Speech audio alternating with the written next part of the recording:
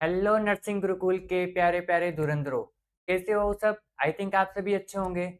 तो जैसा कि आप सभी को पता है कि जो नर्सिंग गुरुकुल चैनल है वो आप सभी स्टूडेंट्स के लिए पोस्ट बेसिक बीएससी नर्सिंग और एमएससी नर्सिंग की तैयारी करवा रहा है। और आपका भी सपना है गवर्नमेंट कॉलेज से एमएससी नर्सिंग करना, पोस्ट बेसिक नर्सिंग करना। तो आज ही जुड़े हमारे नर्सिंग गुरुकुल यूट्यूब चैनल से।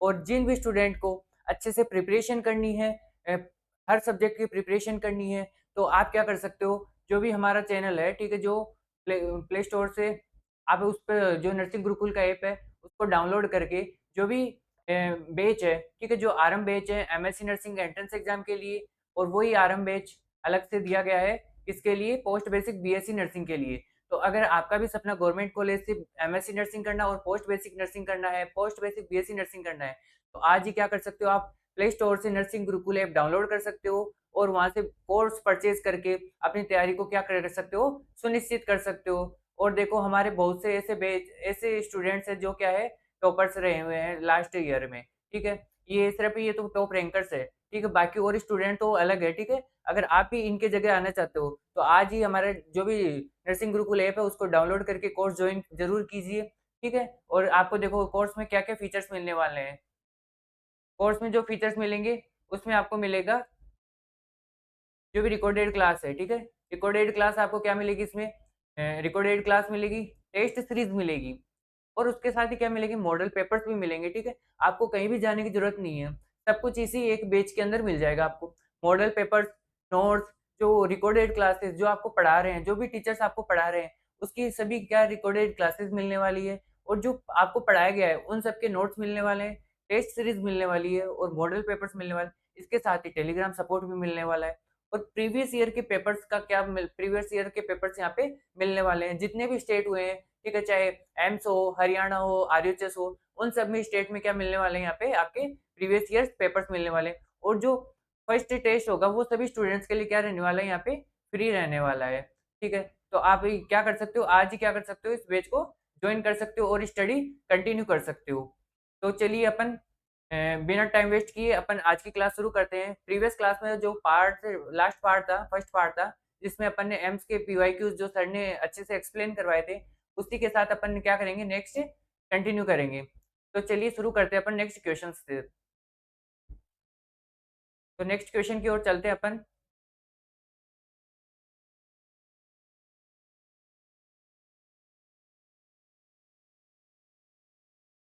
तो इसमें 30 तक जो सर ने करवा दिया था, आगे का क्वेश्चंस में जो भी नेक्स्ट क्वेश्चन होंगे वो मैं करवा रहा हूँ, ठीक है।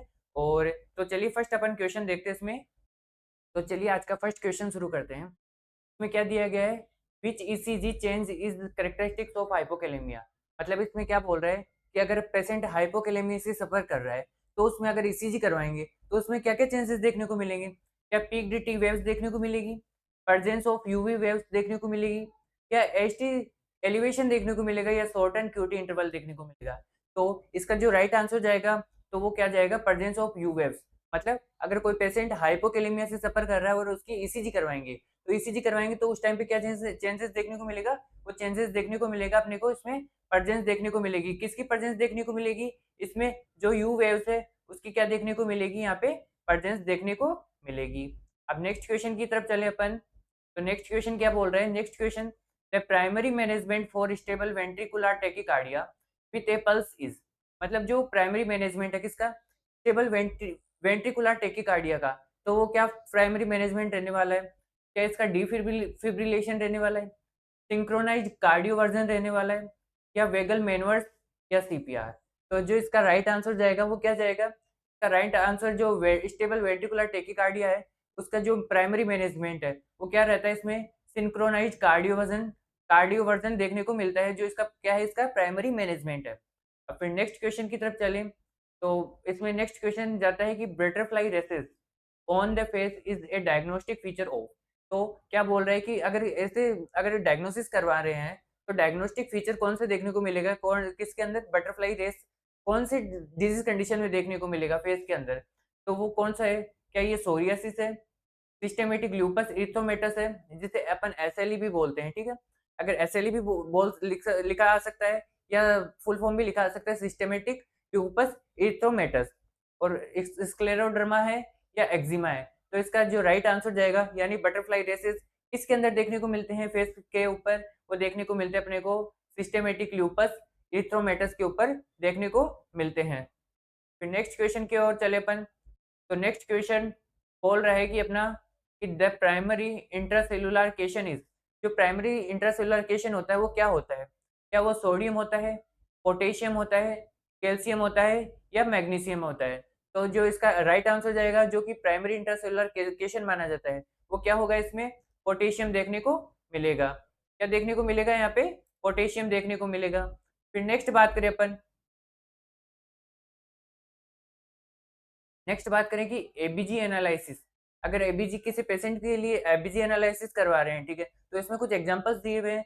अगर पीएच का वैल्यू कितनी हो 7.25 हो, ठीक है, और पीएसीओ2 वो कितना है 55 mmHg है, और एससीओ3 वो कितना है 24 मिली इक्विलिब्रियम पर लीटर है। तो ये किसको इंडिकेट करेगा? क्या ये मेटाबॉलिक एसिडोसिस को, रेस्पिरेटरी एसिडोसिस को, मेटाबॉलिक एल्केलोसिस को या रेस्पिरेटरी एल्केलोसिस को इंडिकेट करेगा? तो ये किसको इंडिकेट करेगा? इसका जो राइट आंसर जाएगा वो जाएगा इसमें, जो राइट आंसर जाने वाला है वो जाने वाला है रेस्पिरेटरी एसिडोसिस यहाँ पे रहने वाला है। ठीक है, तो नेक्स्ट क्वेश्चन की ओर अपन चलें कि which cranial nerve is responsible for the gag reflex. तो ऐसी कौन सी क्रेनियल नर्व है जो किसके लिए रेस्पॉन्सिबल है? गैग रिफ्लेक्स के लिए क्या है रेस्पॉन्सिबल है? Cranial nerve fifth, cranial nerve seventh या क्रेनियल नर्व 9 एंड 10 या क्रेनियल नर्व 12? तो इसका जो राइट आंसर जाने वाला है वो जाएगा क्रेनियल नर्व 9 एंड 10 जाने वाला है। और अगर नेक्स्ट क्वेश्चन की ऊपर चलिए बात करें तो currant jelly stool are a classic finding in. तो करंट जेली स्टूल किसका क्लासिक फाइंडिंग है? मतलब ऐसा कौन सा क्लिनिकल मैनिफेस्टेशन है जिसके अंदर करंट जेली स्टूल पाया जाता है? क्या वो पाइलोरी स्टेनोसिस में पाया जाएगा, या इंटरसेप्शन में पाया जाएगा, अपेंडिसाइटिस में पाया जाएगा या हर्निया के अंदर पाया जाएगा? तो जो इसका राइट आंसर जाएगा वो जाएगा इंटरसेप्शन। अगर करंट जेली स्टूल की बात करें तो करंट जेली स्टूल क्या किसे बोलते हैं? किसको बोलेंगे करंट जेली स्टूल? तो करंट जेली स्टूल बोलेंगे ऐसा स्टूल जिसके अंदर क्या पाया जाए? ब्लड, ब्लड के साथ साथ क्या पाया जाए यहाँ पे? म्यूकस पाया जाए, जिसको अपन क्या बोलते हैं? करंट जेली स्टूल बोलते हैं। तो करंट जेली स्टूल किसका क्लासिक फाइंडिंग है? यह है इंटरसेप्शन का। ठीक है, इंटरसेप्शन का क्या है? इसका क्लासिक फाइंडिंग है।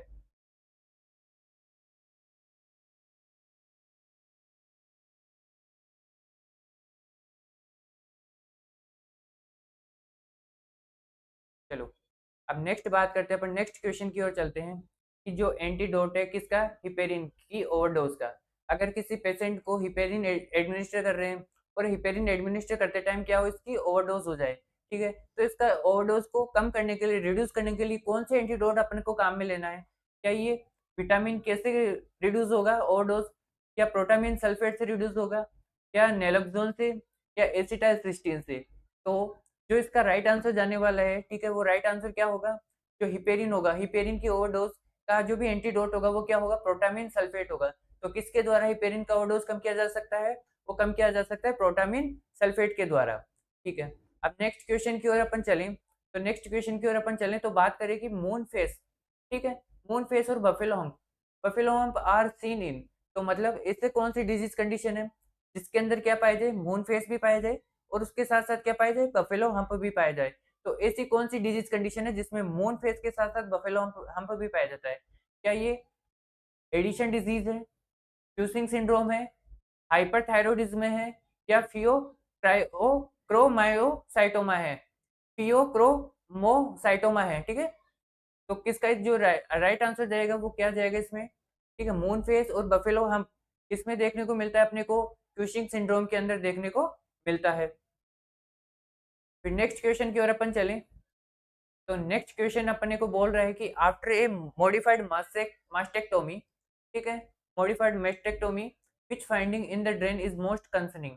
ठीक है, अगर मास्टेक्टोमी हुई है, मॉडिफाइड मास्टेक्टोमी करवाई है, उसके बाद ऐसा कौन सा ड्रेन मोस्ट कंसर्निंग है जो सबसे फाइंडिंग के अंदर क्या रहता है, अच्छे से क्या कर सके, उसका डायग्नोस्टिक इवैल्यूएशन कर सके उस ड्रेन के अंदर। ठीक है, तो क्या वो सीरस फ्लूइड है, या सैंग्विनस ब्राइट रेड ड्रेनेज है, या सीरोसा वीनस फ्लूइड है, या मिनिमल आउटपुट है? तो जो इसका राइट आंसर जाने वाला है वो क्या जाएगा इसके अंदर, जो भी मॉडिफाइड मास्टेक्टोमी में जो भी ड्रेन मोस्ट कंसर्निंग रहता है वो कौन-सा रहता है? सैंग्विनस ब्राइट रेड ड्रेनेज रहता है यहाँ पे, ठीक है? तो चलो यहाँ तक जो 10 क्वेश्चन थे आपको, ठीक है, वो अच्छे से हो समझ में आ गए होंगे, उनके आंसर भी आपको पता चल गए होंगे। अब नेक्स्ट बात करें इसमें कुछ साइकियाट्रिक और कम्युनिटी हेल्थ के कुछ क्वेश्चंस हैं। तो बात करें इसमें which of the following is negative symptoms of the schizophrenia. तो जो भी सिज़ोफ्रेनिया है, जो सिज़ोफ्रेनिया साइकोटिक डिसऑर्डर है, उसका नेगेटिव सिम्पटम्स कौन सा है इनमें से? तो क्या हेलुसिनेशन है, डिल्यूजन है, सोशल विड्रॉल है या डिसऑर्गेनाइज्ड स्पीच है? तो जो इसका राइट आंसर जाने वाला है वो क्या जाने वाला है? इसका जो राइट आंसर जाने वाला है वो जाने वाला है इसमें सोशल विड्रॉल, ठीक है? इसमें 2 सिम्पटम्स आते हैं। एक तो सिज़ोफ्रेनिया में अलग-अलग क्या देखने को मिलते हैं, यहाँ पे सिम्पटम्स देखने को मिलते हैं। तो फर्स्ट तो देखो, फर्स्ट तो 4 ए सिम्पटम्स हो गए, 4 ए सिम्पटम्स आते हैं, ठीक है? फिर सेकंड कौन से आते हैं? Positive and negative symptoms, positive and negative symptoms देखने को मिलते हैं।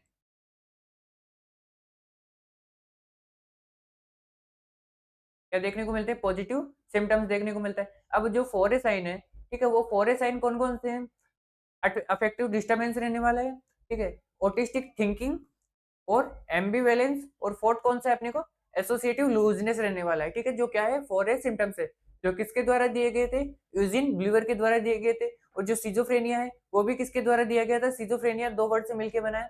फर्स्ट सिज़ो और सेकंड दूसरा फ्रेनिया। सिज़ो का मतलब क्या होता है? स्प्लिट और फ्रेनिया का मीन क्या होता है? माइंड, ठीक है? स्प्लिट इन माइंड, किसके अंदर स्प्लिट होना? माइंड के अंदर क्या होना? स्प्लिट होना यानी क्या होना? डिस्टर्बेंस होना, किसके अंदर? माइंड से रिलेटेड, ठीक है? तो जो वर्ड सिज़ोफ्रेनिया था वो किसके द्वारा दिया गया?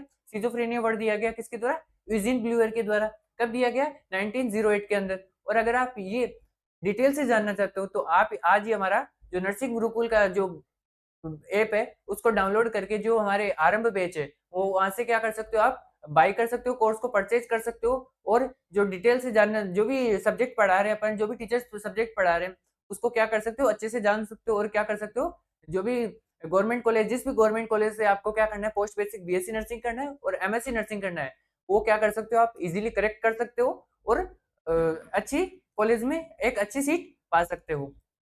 तो इसमें जो नेगेटिव सिम्पटम है, नेगेटिव सिम्पटम्स कौन सा रहने वाला है इसके अंदर? सोशल विथड्रॉल रहने वाला है। और पॉजिटिव सिम्पटम्स है जिसमें कौन-कौन से है? हेलुसिनेशन है, डिल्यूजन है और डिसऑर्गेनाइज्ड स्पीच है। अब नेक्स्ट बात करें नेक्स्ट क्वेश्चन की।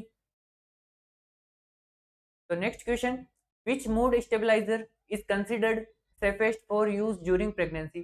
तो ऐसी कौन सी मूड स्टेबलाइजर ड्रग है जो किसके लिए सेफ है? ड्यूरिंग प्रेगनेंसी के लिए। प्रेगनेंसी के टाइम पे क्या हो, अगर एडमिनिस्टर कर रहे हैं तो वो मूड स्टेबलाइजर ड्रग क्या हो, उस फीमेल के लिए क्या हो, सेफ हो। उस जो भी ड्यूरिंग प्रेगनेंसी जो बेबी ग्रो कर रहा है मदर के वूम में, उसके लिए क्या हो, सेफ हो और मदर के लिए भी क्या हो, सेफ हो। तो वो कौन सी है? क्या वो लिथियम है, वोल्पेरोट है और लेमोट्रिग्रीन है या कार्बामाजेपिन है? तो इसका जो राइट आंसर जाने वाला है वो क्या जाने वाला है? लेमोट्रिजीन जाने वाला है इसका, ठीक है? तो जो मूड स्टेबलाइजर ड्रग है जो किसके लिए ड्यूरिंग प्रेगनेंसी में क्या हो, सबसे सेफेस्ट हो, ठीक है, सेफ मानी जाती हो, वो कौन सा है? लेमोट्रिगिन है। जो क्या है? लेमोट्रिगिन है। चलो यहाँ तक सबको क्लियर हो गया होंगे जो भी क्वेश्चंस थे। तो अब नेक्स्ट बात करें इसमें 43 क्वेश्चंस, नेक्स्ट क्वेश्चन है, ठीक है? A child becomes irritable and withdraws from the family after a death. मतलब एक चाइल्ड क्या हो जाता है? इरिटेबल हो जाता है, ठीक है? इरिटेट होने स्टार्ट हो जाता है और इसमें क्या हो जाता है? विथड्रॉल सिम्पटम्स आने स्टार्ट हो जाते हैं। किसको लेकर? फैमिली को लेकर। क्यों? आफ्टर किसके बाद? After a death. मतलब अगर किसी फैमिली मेंबर की डेथ हो जाए तो उसमें उस चाइल्ड के अंदर आफ्टर जो भी फैमिली मेंबर की डेथ होने के बाद जो भी सिम्पटम्स आ रहे हैं जैसे कि विथड्रॉल सिम्पटम्स हो गए, फैमिली मेंबर्स को लेके विथड्रॉल सिम्पटम्स आना, ठीक है? इरिटेट होना, तो ये किसके? This is the part of which crisis stage? तो ये किस क्राइसिस स्टेज के पार्ट है? क्या ये डिनायल के हैं, एंगर के हैं, डिप्रेशन के या एक्सेप्टेंस के हैं? तो जो इसका राइट आंसर जाने वाला है वो क्या जाने वाला है इसमें? डिनायल, एंगर, डिप्रेशन या एक्सेप्टेंस? तो जो इसका राइट आंसर जाने वाला है वो क्या जाने वाला है इसमें? डिप्रेशन इसका राइट आंसर रहने वाला है, ठीक है? तो मतलब अगर किसी बेबी जो भी चाइल्ड है उसके फैमिली मेंबर की किसी की डेथ हो जाए, डेथ होने के बाद और उसमें फैमिली मेंबर से रिलेटेड कोई विथड्रॉल सिम्पटम्स आने स्टार्ट हो जाए, पेशेंट क्या हो इरिटेट होने स्टार्ट हो जाए, तो उस क्राइसिस स्टेज का कौन सा पार्ट माना जाएगा? वो डिप्रेशन वाला पार्ट माना जाएगा। क्लियर यहाँ तक ये क्वेश्चन? चलो जी, नेक्स्ट चलते हैं अपन नेक्स्ट क्वेश्चन की ओर। ठीक है। द वैक्सीन वाइल मॉनिटर, जिसे वीवीएम के नाम से जाना जाता है, is use primarily to detect, मतलब जो वीवीएम है वो किस लिए यूज की जाती है, किसको डिटेक्ट करने के लिए प्राइमरली यूज रहता है? ठीक है, तो vaccine vial monitor VVM, V यानी वैक्सीन और वी यानी वाइल एंड एम यानी मॉनिटर। ठीक है, तो ये जो वैक्सीन होती है, आपने हॉस्पिटल ड्यूरिंग बीएससी नर्सिंग आपने क्या किया, क्लिनिकल पोस्टिंग के टाइम पे क्या किए, वैक्सीन एडमिनिस्टर की, जैसे पोलियो वैक्सीन हो सकती है, ठीक है, तो पहली पोलियो वैक्सीन थी, तो पोलियो वैक्सीन की जो वायल थी, जैसे मान लीजिए पोलियो वैक्सीन की वायल है, ठीक है, अब इसके ऊपर क्या था, एक मॉनिटर लगाया हुआ था जिसके ऊपर व्हाइट, ठीक है, ब्लैक और ब्लू, ठीक है, ये क्या आता था, कलर आता था, ठीक है, तो ये किसको इंडिकेट करती थी? क्या ये एक्सपायरी डेट को इंडिकेट करती थी, या एक्सपोजर टू हीट को इंडिकेट करती थी, या बैक्टीरियल कंटामिनेशन को, या पोटेंसी आफ्टर रिकॉन्स्टिट्यूशन को? मतलब ये किसको इंडिकेट करती थी कि ये अपन क्या कर सकते हैं, इसको यूज में ले सकते हैं या यूज में नहीं ले सकते? तो एक्सपायरी डेट से तो इससे कोई रिलेटेड है ही नहीं, क्योंकि एक्सपायरी डेट तो ऑलरेडी उस पे वैक्सीन पे लिखी हुई आती है, ठीक है। और जो वैक्सीन वायल मॉनिटर होता है वो किसके लिए यूज किया जाता है? एक्सपोजर टू हीट को डिटेक्ट करने के लिए, मतलब जो भी इसका टेम्परेचर है, अगर उसको यूज करते हैं तो उसको किससे, कैरियर बैग से क्या निकाल लेते हैं, बाहर निकाल लेते हैं, ठीक है, तो कैरियर बैग से बाहर निकालते हैं तो उस टाइम पे क्या होता है कि जो भी हीट है, जो एक्सटर्नल एनवायरनमेंट है, उसके एक्सपोजर में आ जाती है, एक्सपोजर में आएगी तो उसका टेम्परेचर चेंज होगा, ठीक है, कुछ टाइम के बाद क्या हो जाएगा, जो भी वैक्सीन वायल मॉनिटर है, ठीक है, वीवीएम है, उस पे जो भी ब्लू कलर है वो कैसा हो जाएगा, डार्क ब्लू हो जाएगा, तो उस टाइम पे ये क्या इंडिकेट करती है कि अपन उसको यूज नहीं कर सकते, ये आपको अच्छे से पता होगा, ठीक है, तो किसको इंडिकेट करेगी, किसको डिटेक्ट करने के लिए यूज किया जाता है वैक्सीन वायल मॉनिटर? ये यूज किया जाता है एक्सपोजर टू हीट, जो भी हीट है उसको एक्सपोजर, मतलब हीट को, जो भी एक्सपोजर होता है वैक्सीन किसके एक्सपोजर में होने से, हीट के एक्सपोजर होने से अपन क्या नहीं ले सकते, उसको यूज में नहीं ले सकते, तो इस कारण से क्या करते हैं, वैक्सीन वायल मॉनिटर का यूज किया जाता है।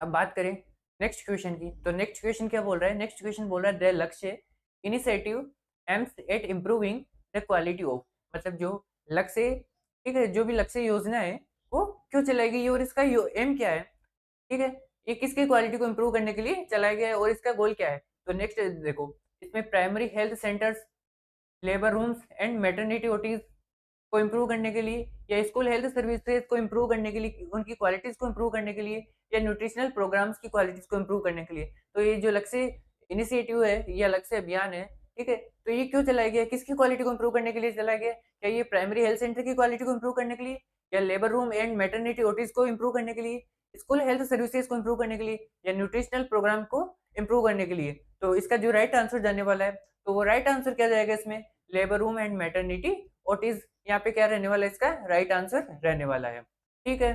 मतलब जो भी लेबर रूम है और मैटरनिटी ओटीज है, जहाँ पे क्या करवाई जाती है, सर्जिकल डिलीवरीज, जो एलएससीएस करवाया जाता है, परफॉर्म किया जाता है, ठीक है, और लेबर रूम के अंदर वेजाइनल डिलीवरी की करवाई जाती है, उन सब की क्वालिटीज को क्या करना, इम्प्रूव करना, ठीक है, उन सब का क्या है, ये लक्ष्य इनिशिएटिव का क्या है, प्राइमरी गोल है, ठीक है, इनको क्या करना, अचीव करना, इसका क्या है, क्वालिटी जो भी इम्प्रूव है, ठीक है, जो भी लेबर रूम और मैटरनिटी ओटीज है, उनकी क्वालिटी को क्या करना, यहाँ पे इम्प्रूव करना।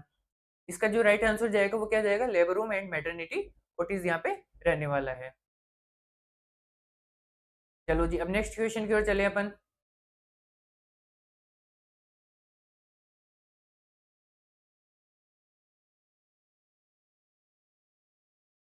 तो नेक्स्ट क्वेश्चन की अपन बात करें, तो नेक्स्ट क्वेश्चन क्या बोल रहा है कि rice water stool are a diagnostic feature हो, मतलब अगर किसी पेशेंट में राइस वाटर स्टूल आ रहा है तो वो किसको इंडिकेट करेगा, किसका डायग्नोस्टिक फीचर रहने वाला है?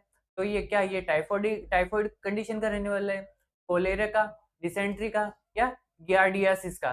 तो जो इसका राइट आंसर जाने वाला है, मतलब जिसमें राइस वाटर स्टूल पाया जाता है वो किस में पाया जाएगा, कोलेरा के अंदर क्या पाया जाएगा, राइस वाटर स्टूल यहाँ पे देखने को मिलेगा।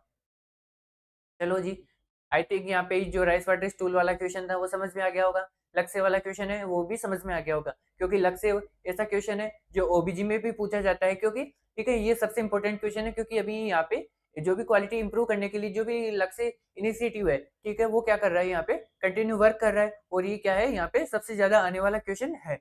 हो सकता है इस बार भी पूछ ले किसी न किसी स्टेट के अंदर, चाहे वो पोस्ट बेसिक बीएससी नर्सिंग हो या एमएससी नर्सिंग एंट्रेंस एग्जाम हो।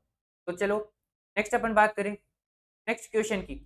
तो नेक्स्ट क्वेश्चन क्या रहने वाला है, द फादर ऑफ एपिडेमियोलॉजी। तो फादर ऑफ एपिडेमियोलॉजी किसको जाना जाता है, मतलब फादर किस एपिडेमियोलॉजी की फादर कौन है, क्या वो लुईस पास्चर है, जॉन स्नो है, रॉबर्ट कोच है, या जोसेफ लिस्टर है। तो जो फादर ऑफ एपिडेमियोलॉजी है वो किसको बोलते हैं अपन, जो फादर ऑफ एपिडेमियोलॉजी है वो है जॉन स्नो। इन बायोमेडिकल वेस्ट मैनेजमेंट, ठीक है, नेक्स्ट क्वेश्चन की अपन बात करें तो इन बायोमेडिकल वेस्ट मैनेजमेंट जो बीएमडब्ल्यू यानी जिसको क्या बोलते हैं बायोमेडिकल वेस्ट मैनेजमेंट, या तो बीएमडब्ल्यू लिखा हुआ आ सकता है या बायोमेडिकल फुल फॉर्म भी दी जा सकती है बायोमेडिकल वेस्ट मैनेजमेंट।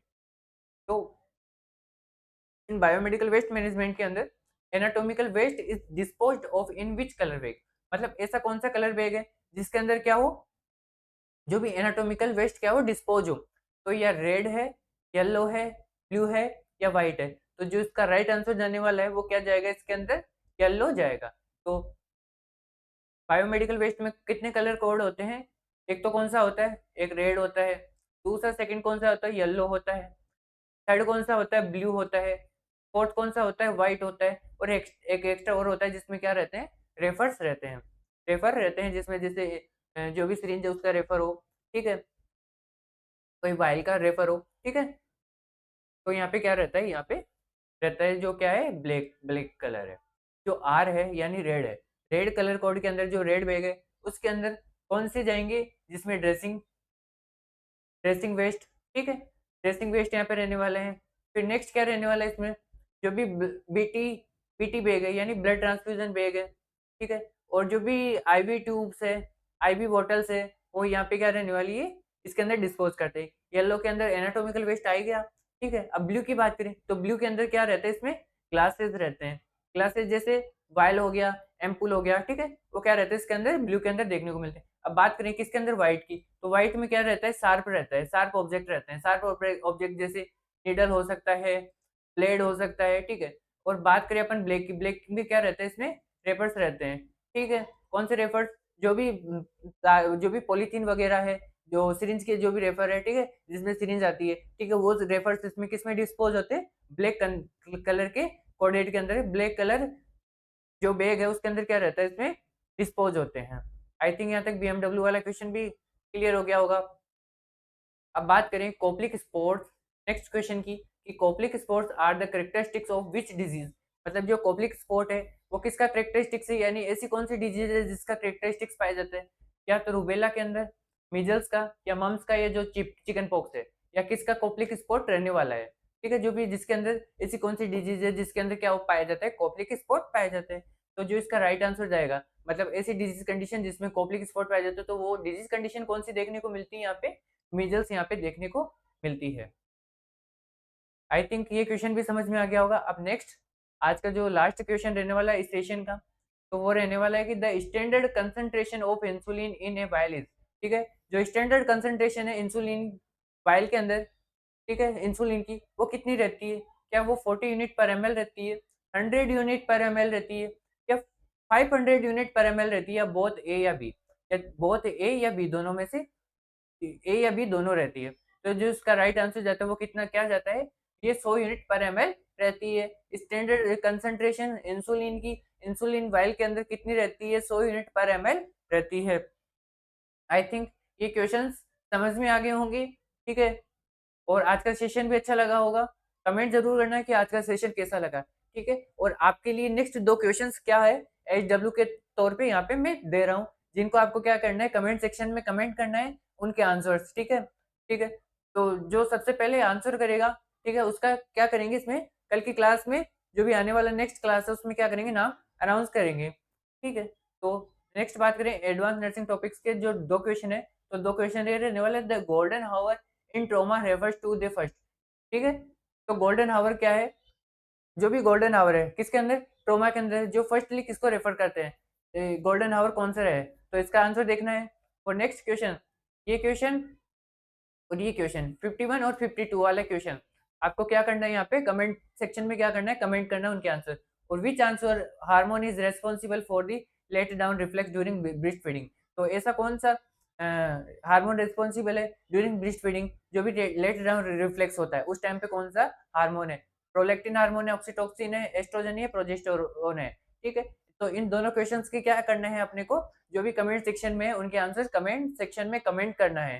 ठीक है, मैं कल देखूंगा कि कौन कौन से स्टूडेंट ने सही से आंसर, जो भी सही आंसर है वो कमेंट किया है। ठीक है, तो और जो ये पीडीएफ पाना चाहते हो तो जो हमारे वीडियो है उसके डिस्क्रिप्शन में व्हाट्सएप ग्रुप की लिंक और टेलीग्राम ग्रुप दोनों की लिंक क्या क्या की जाएगी, प्रोवाइड करवाई दी जाएगी। ठीक है, तो आप वहाँ से क्या कर सकते हो, व्हाट्सएप ग्रुप और टेलीग्राम ग्रुप की लिंक से क्या कर सकते हो, आप दोनों ज्वाइन कर सकते हो। और अगर हमारे प्रॉब्लम आ रही है किस में बेच खरीदने में, तो हमारे जो भी हेल्पलाइन नंबर दी गई है उस पे आप कॉल करके पूरी डिटेल जान सकते हो। ठीक है, और अगर बेच लेने से या और कुछ भी आपको क्वेरीज है तो आप क्या कर सकते हो, इस वीडियो के कमेंट सेक्शन में कमेंट कर सकते हो। तो आज के लिए बस इतना ही। आज का सेशन कैसा लगा कमेंट जरूर करना। बस आज के लिए बस इतना ही। Thank you.